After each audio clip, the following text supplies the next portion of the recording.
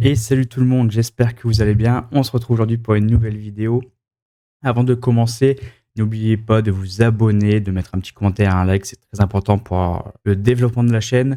Donc allez, c'est parti, on va faire un petit point. Donc avant de commencer, par faire un petit point et discuter un peu de ce qui s'est passé pour le FOMC et des points importants, je vais vous parler de Aster. Donc Aster qui est un projet, un DEX, donc qui vient d'être qui vient actuellement de release son token. Donc il était déjà possible pendant quelques temps de pouvoir trader sur la plateforme, de ce que j'ai pu comprendre, puisqu'on a maintenant un airdrop. Je viens tout juste d'en prendre connaissance et je me suis dit: «OK, là, je vais me pencher dessus parce que c'est quand même fort intéressant». En fait, on peut aller tout simplement sur le site, de Asterdex, donc sur le DEX et vous pouvez retrouver potentiellement, vous êtes peut-être éligible à un airdrop si vous avez déjà utilisé la plateforme avant. N'hésitez pas à checker si jamais vous l'êtes. Donc pour parler de Aster, en fait, c'est un projet qui va être quand même très, très, très intéressant à suivre. En tout cas, dès que j'en ai entendu parler sur Twitter, je me suis dit: «OK, je vais jeter un petit coup d'œil dessus». En gros, c'est donc, comme je l'ai dit, un DEX de contrats perpetuals, des dérivés sans date d'expiration qui permettent l'effet de levier et cetera. En fait, globalement, c'est un, Hyperliquid bis, sauf qu'ici, on est, sur le rival de Hyperliquid. Donc on avait Hype, qui a bien connu, comme son nom l'indique, sa hype et on a tout simplement, Aster qui vient de d'arriver sur le marché et qui s'est dit: «OK, là, on va faire, quand même concurrence à Hype». Pourquoi? Parce que Aster, en fait, c'est un projet qui est backé par Binance. Donc plus précisément par, YZI Labs, donc anciennement Binance Labs, qui est également soutenu donc forcément par, CZ, Changpeng Zhao qui était l'ex-CEO de Binance et l'arrivée de Aster en fait n'est pour moi pas une surprise. Pourquoi? Puisque, avec la hype qu'a eu Hyperliquid, depuis ces dernières semaines, derniers mois, Binance a perdu énormément de parts de marché, on va dire, dans ce secteur et il suffit de voir les résultats et les chiffres que font Hyperliquid pour comprendre que, ce DEX, ce projet est en train de prendre une place, importante dans ce secteur. Je pense que Binance, ça s'est dit: «OK, on va essayer de lancer un concurrent», donc ici Aster en l'occurrence, pour essayer de récupérer un peu de parts de marché, qui sont en train de se faire «voler» entre guillemets. Donc là où Hyperliquid a déjà fait ses preuves, forcément avec, sa plateforme, que tout fonctionne bien et cetera, il va falloir surveiller aussi ce que va être capable de faire, Aster. Il y a forcément un bel aspect qui est sur la visibilité et le soutien. Donc c'est, un projet qui est backé par YZI Labs, donc par Binance, qui a un fort soutien par CZ. On risque d'avoir quand même une hype qui va être très importante. CZ a tweeté, dessus, sur le lancement de Aster, hier, il me semble et depuis le projet a déjà fait pratiquement x4, x5. Va falloir surveiller ça. J'ai pas encore pu, vraiment fouiller dans le DEX, voir un peu de tout ce dont, était capable ce DEX. Mais apparemment, on a déjà des fonctionnalités, intéressantes comme les hidden orders, le support multi-chaîne. Donc là, par exemple, on a plusieurs chaînes qui sont actuellement disponibles pour ce DEX, donc la BNB Chain, Ethereum, Arbitrum, Solana. Il y a une belle compétitivité technique. Donc à voir si derrière, tout ce qui est la scalabilité, l'UX et cetera, si tout reste, si la sécurité est également correcte, donc ça sera surveillé avec le temps. On a aussi un potentiel de croissance par rapport à Aster, donc le token qui vient tout juste d'arriver, commence un peu à exploser. Mais voilà, on est encore, qu'au début de ce token. Pour l'instant, de ce que j'ai déjà pu voir, on a actuellement un market cap d'environ 700, millions. Je vais tout simplement aller faire un check, coin market cap. Pour parler de Aster un peu en chiffres, actuellement, il me semble qu'on est sur on vient d'arriver sur le milliard de market cap, OK, mais on a quand même un FDV de 5 milliards, très important à le garder en tête, puisque actuellement, tout le supply n'est pas encore, en circulation sur le marché. On n'a qu'une petite part actuellement en circulation. C'est ça, donc on a à peu près, 1/5 du total supply actuel. Va falloir faire très attention à ça. Un FDV de 5 milliards, ce qui nous positionnerait, déjà, très haut dans le top, de valorisation crypto. Actuellement hyper liquide, c'est top 11. On a à peu près 16 milliards de market cap, je crois. Donc, à l'heure actuelle, si Aster veut avoir entre guillemets «la même valorisation que Hyperliquid», il faudrait faire un x3 par rapport au prix actuel. On aurait une FDV d'à peu près 15 milliards. Donc, on viendrait se coller un petit peu à ce que fait, Hyperliquid. Et c'est pareil, on a aussi un écosystème, qui est important puisque sur Asterdex, on peut avoir un lien avec la BNB Chain, avec PancakeSwap et cetera. Donc il y a une intégration possible. Il y a déjà des utilisateurs qui sont présents. Donc, ça va surtout dépendre un peu des aspects réglementaires, tout ça par rapport à la réglementation. Donc on a en tout cas un potentiel avec Aster qui n'est pas sous-estimé, je trouve. Maintenant, il va falloir laisser le temps faire un petit peu, histoire de surveiller si, Aster arrive à gérer correctement, par exemple, les withdraws, voir un peu ce que donne l'expérience, utilisateur, cross-chain, la liquidité, la stabilité et cetera. Il y a tout plein de points importants qu'il va falloir surveiller avec ce nouveau DEX, qui peut être un très sérieux concurrent à Hyperliquid. Donc, très, très, très intéressant. En tout cas, pour ma part, du coup, j'ai déjà posé quelques billes dessus, en tout cas sur Aster. Je l'ai fait cet après-midi, donc, je crois que j'ai un prix moyen, de 50 centimes à peu près. Donc, voilà, j'ai posé quelques billes et c'est vraiment pour du hold long terme, voir un peu pour voir, ce qu'est capable de faire, Aster. En tout cas, j'ai, quand même une confiance là-dessus, puisque c'est quand même backé par quelque chose de très, très sérieux et forcément il y a de quoi faire. Donc voilà pour ce petit point rapide donc, sur Aster pour en parler, rapidement. On va faire un petit point maintenant, un peu plus crypto, un peu plus TradFi, histoire de comprendre un peu ce qui s'est passé hier. Donc, comme vous êtes au courant, il y a eu le FOMC. Donc, la Fed a réduit le taux directeur de 25 points de base, donc qui était très largement attendu, ce qui est du coup la première baisse depuis 2024. Donc, les points très globaux, les points les plus importants par rapport à ce FOMC, tout d'abord, c'est que Powell a insisté qu'il n'y a pas de consensus important concernant une coupe des taux plus massive. C'est-à-dire couper par exemple de 50 points directement, on est plutôt actuellement, en tout cas on préfère pour le moment, le choix d'une baisse, modérée. Donc, ce qui reflète plutôt quand même une approche prudente. Donc, forcément, comme on connaît la Fed, c'est pas étonnant. On a un marché du travail qui montre des signes de ralentissement. Donc on a des créations d'emplois qui sont beaucoup moins fortes, un chômage qui s'élève un petit peu actuellement. Donc, ça reste à surveiller. On a une inflation également, ça a été, souligné, qui reste élevée et qui est au-dessus des objectifs de la Fed, qui est actuellement supérieure à 2. Donc, ce qui la rend tout de même un peu plus difficile, à maîtriser. Et on a eu également donc, les projections dot-plot, qui indiquent en fait, ce à quoi les membres du FOMC anticipent, à quoi ça montre leur anticipation concernant les probables baisses des taux d'ici la fin d'année. J'ai pu, le montrer sur, le Discord hier. Donc, je vais tout simplement reprendre le lien. Je vais vous le montrer un petit peu concernant le dot plot. Donc, nous voici sur le dot plot donc de septembre. Donc, grossièrement, donc qu'est-ce que le dot plot? Chaque point bleu, c'est la prévision concernant un membre du FOMC. En axe vertical, donc vous avez, là, le niveau du taux directeur, donc en pourcentage, et l'axe horizontal, c'est, la temporalité, donc c'est les années à venir, donc ici 2025, 2026, 2027 et cetera. Longer run, c'est donc la vision, long terme. Donc, bien sûr, faut se dire que tout cela n'est pas une décision ferme, que c'est juste une anticipation individuelle de chaque personne. Donc, c'est une anticipation, donc ça peut changer, au fil du temps. Donc concrètement, là, ce qu'on a pour ce dot plot là de septembre, la majorité des points tout de même est entre 3,5 et 4. Donc, on a ces 2 lignes ici, c'est quand même la grande majorité. Ça signifie que du coup, que la majorité des membres du FOMC s'attend à ce que la Fed continue de baisser les taux cette année, donc pendant 2025.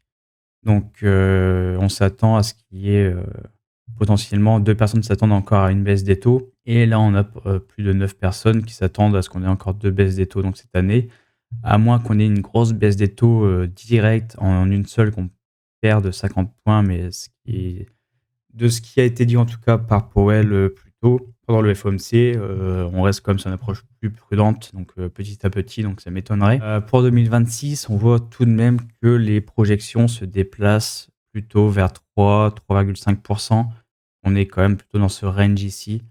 Donc on s'attend pour 2026 de continuer à avoir une baisse des taux, globale sur l'année. donc à savoir quand. Pour 2027, là, on voit que les points convergent beaucoup entre 2,75 et 3,25 environ. Donc, on a principalement ici, c'est pareil, une majorité qui s'attend à une continuation de baisse des taux pour l'année 2027. Et au niveau 2028, là, on commence à consolider pas mal justement sur ces niveaux. Donc, on s'attend à ce que ça garde probablement le même taux qu'en 2027, voire continuation de baisse des taux en 2028. Donc, avec une forte concentration justement aux alentours de 2,5-3%. Donc, voilà, on est quand même sur une vision long terme. On est sur une anticipation dans 3 ans. Donc, en 3 ans, il peut y avoir énormément de choses qui changent. Donc, personnellement, je me fie pas trop à ce qui se passe ici. Le plus important, c'est vraiment enfin, les anticipations pour cette fin d'année. Pour 2026, c'est pareil, ça peut encore changer. Il peut se passer des choses. Donc, je m'attarde pas trop là-dessus. Je préfère regarder l'année en cours. Et sur l'année en cours, bien qu'on est en septembre, l'année se finit bientôt dans quelques mois.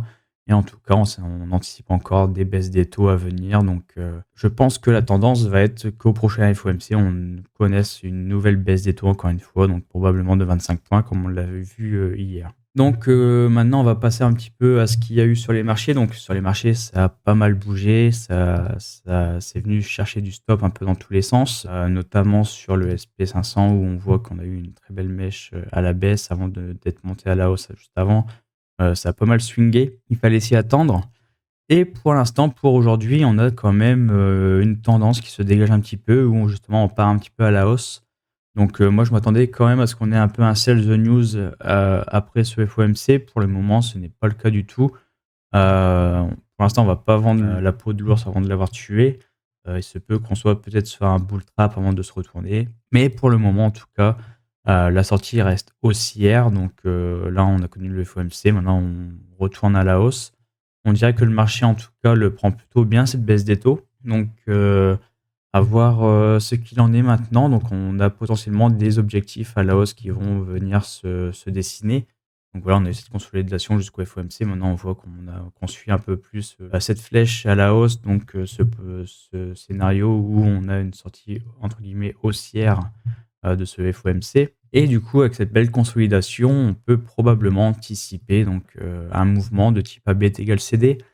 Donc, on pourrait prendre le plus bas actuel donc, concernant tout ce mouvement, tac, ou on pourrait projeter donc, ce AB égale CD depuis le plus bas qui a été fait sur cette consolidation pré-FOMC. Et donc, on aurait potentiellement un target sur Bitcoin qui viendrait donc venir rechatouiller notre ATH actuel. Qui viendrait donc en tout cas rechatouiller aussi ce haut de ce mégaphone, justement dans lequel on est en train de naviguer actuellement à long terme, sur une vue plus globale. Donc tac, où on a vraiment ce gros mégaphone et là on est en train de faire ce mouvement en retour à la hausse. Donc ça va être à surveiller. En tout cas, on est en train de naviguer dans ce mégaphone tant qu'on n'en sortira pas sur une vue plus importante, vu que ce mégaphone en tout cas, est plutôt sur une vue daily. Là, on est sur du 1 heure. Enfin, on était sur du 1 heure, donc c'est vraiment plus détaillé ce qui se passe à l'intérieur. Mais là, sur du daily, on le voit beaucoup mieux. On voit bien cette structure qui se forme. Donc, il va falloir attendre une sortie justement de ce mégaphone pour savoir à peu près quelle sera la tendance à long terme. Est-ce qu'on aura une continuation de tendance haussière? Donc, on casse ce mégaphone à la hausse, puis on continue notre bull run, entre guillemets.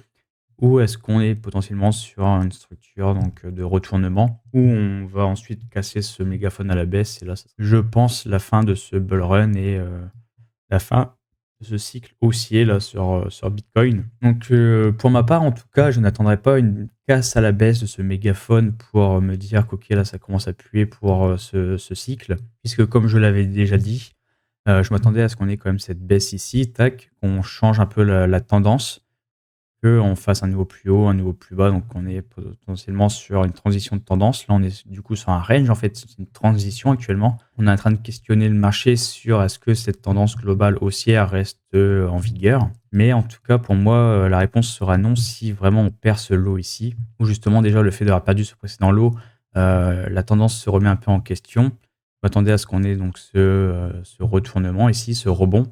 Et maintenant, ici, on est vraiment dans la zone cruciale où soit on pète le plus haut ici Et dans ce cas-là, en termes de price action pure et simple, on reprend ce haut ici, ce high.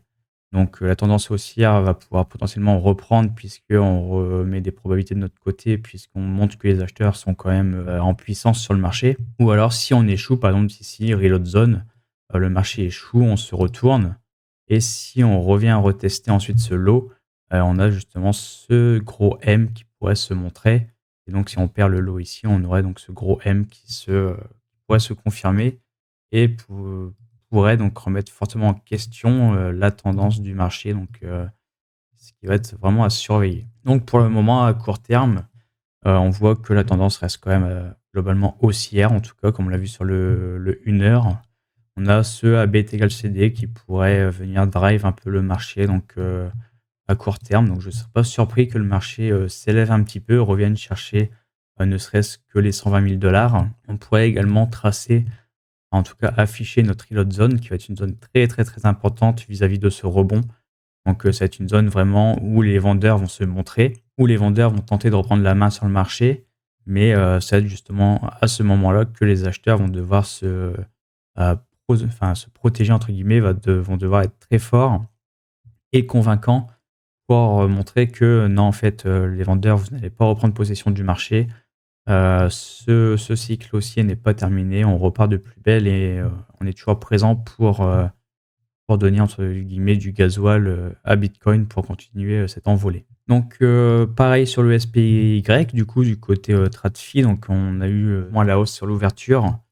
Donc là, on va pouvoir faire un petit point, je pense, du côté des options, justement pour voir un petit peu quels vont être les objectifs de Wall Street. Donc on va pouvoir repartir sur, l'échéance de vendredi, je pense, puisque celle-ci de jeudi, bon, on n'a pas grand-chose, à faire dessus. Donc on va principalement regarder, du coup, le côté des puts. C'est ce qui va vraiment nous intéresser puisque, ça va être là que, principalement Wall Street va pouvoir se remplir les poches, puisque, Wall Street sont, on va dire 90 des puts en tout cas sont, white, sont écrits, si on peut dire ça comme ça, sont écrits par Wall Street. Donc, les vendeurs de puts sont à 90 des institutionnels, donc, entre guillemets «Wall Street», la smart money. Et c'est donc dans leur intérêt de maintenir les prix au-dessus de ces strikes, des gros open interest de puts, pour que ces puts expirent worthless et donc que Wall Street puisse récolter simplement les primes des acheteurs de puts. Donc on va aller voir donc pour vendredi. Donc là actuellement, on est sur 660 $. Donc ouais, globalement, on voit que si on regarde encore ce qu'on a pour les puts, tous les puts sont, en dessous de nous actuellement. Là, très globalement, si on a une clôture du coup, vendredi au-dessus de 660 $, c'est très concrètement ce qu'on appelle un home run. C'est ce que j'aime bien appeler ça un home run. C'est vraiment tu tapes la balle et c'est un peu la métaphore du baseball. Donc la balle qui part hors du stade et c'est vraiment genre, la porte ouverte, c'est gratuit pour Wall Street, c'est remplissez-vous les poches. Au-dessus de ce niveau, il n'y a plus rien qui peut vous arrêter. Donc allez-y, clôturez au-dessus et puis, c'est clôturer au-dessus des 660 $, ça revient pour Wall Street à aller au casino et faire le 777 quoi. Donc c'est, gagner le gros lot, c'est le jackpot. Donc là, tous ces puts ici, tous ces open interest seront worthless et là, ce sera vraiment le jackpot pour Wall Street. Donc je pense que pour l'instant, en tout cas, même si on est peut-être, en train de faire un bull trap, c'est possible puisque vous voyez tous ces open interest de puts, concernant le SPY, sont en dessous des 660 $. Donc je ne serais pas surpris justement que pour la clôture de vendredi, on reste au-dessus des 660 $. Tous les puts expert worthless, gros jackpot pour Wall Street et entre guillemets «la vraie tendance post-FOMC» se fera lundi, là où justement il n'y aura plus du coup d'options qui pourront drive le marché et là je pense que lundi on aura la réelle tendance, le réel sentiment des investisseurs, le vrai sentiment de la smart money, sur le marché. Donc, pour le moment, on pourrait même regarder potentiellement les open interest sur les autres échéances. Donc on a mercredi, donc ça a pas l'air énormément trade. Je pense qu'on sera plutôt sur l'échéance de vendredi 26 qui sera un peu plus important. Donc on commence à avoir des petits petit paquet d'open interest, ça reste quand même timide. Globalement, pour vendredi prochain, les gros open interest de put sont à 650, 652. On n'a pas grand-chose ensuite. Donc, pour le moment, ce qui se dessine un peu vis-à-vis du sentiment, c'est fin de semaine, on reste au-dessus de 660. On fait expirer tous les puts worthless. Et là, à partir de lundi, le marché, vas-y, tu peux commencer à te casser la gueule et entre guillemets, sell the news. Et on va avoir potentiellement ce retournement donc début de semaine prochaine. C'est le scénario que je me fais en tout cas. C'est ce dont les options me laissent présager. Donc on verra bien tout ça. Donc voilà pour cette petite vidéo, j'espère que ça vous a plu. Comme à votre habitude, n'hésitez pas à laisser un petit pouce et un commentaire, ça me ferait extrêmement plaisir. Et surtout à vous abonner pour soutenir la chaîne, c'est très important. Et moi je vous dis à la prochaine. Allez, ciao!